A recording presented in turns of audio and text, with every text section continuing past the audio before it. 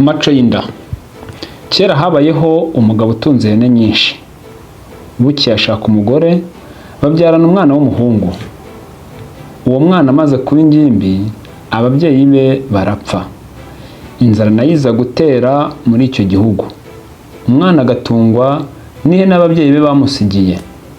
Bukeye umukobwa wihitiraga arabutswe wa muhungu.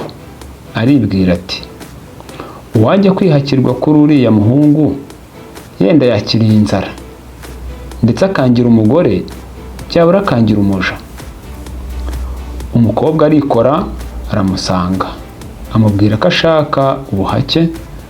Umuhungu aramurongora, barabana, babaho batunzwe n'inyama z'ihene. Amaherezo ariko ihene ziza gukendera, hasigara ihene imwe gusa. Umugabo akayireba akabura intege zo kuyica. Umugore nawe agahora amuteze amaso. Haciye iminsi, nyamugabo yigira inama yo kubaga ya hene, ariko atekereza kuyiharira. Agushakira ubujeni, arabwiyegereza. Abwira umugore kumushakira umutsima. Bisa n'uworosoraga uwabyukaga. Umugabo abaga ihene, umugore arateka. Ahishije bararya.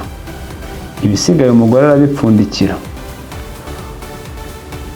Umugabo bimurya mu nda. Inyama zitatetswe bazitara ku rusenge nk'uko bari basanzwe babigira. Bararyama. Umugore amaze gushyirwayo, umugabo akemura ku bwanwa bwe, yenda ubujeni n'ubwo bwanwa abitera ku kananwa k'umugore, arangije arisinziriza.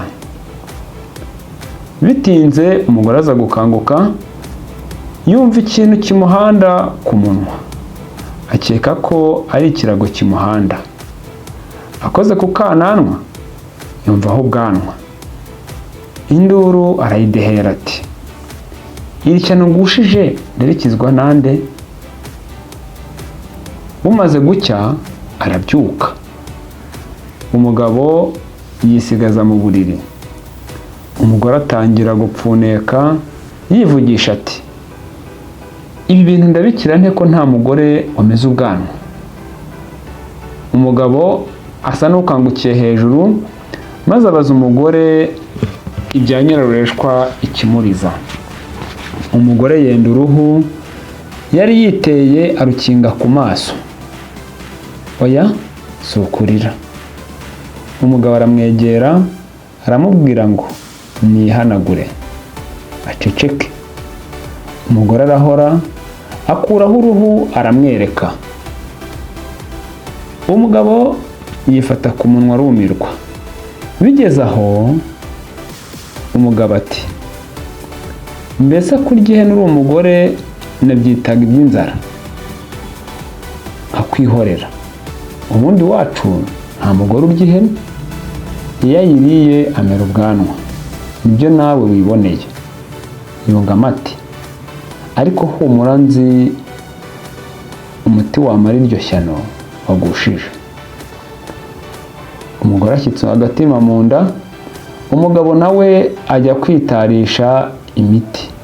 Yiyahirisha ibitabonye byose, ikiri imisave, ikiri imibirizi, imiravumba n'ibindi ntazi. Araza arabihonda, arabivuguta, ashyira ku kananwa ka nyamugore.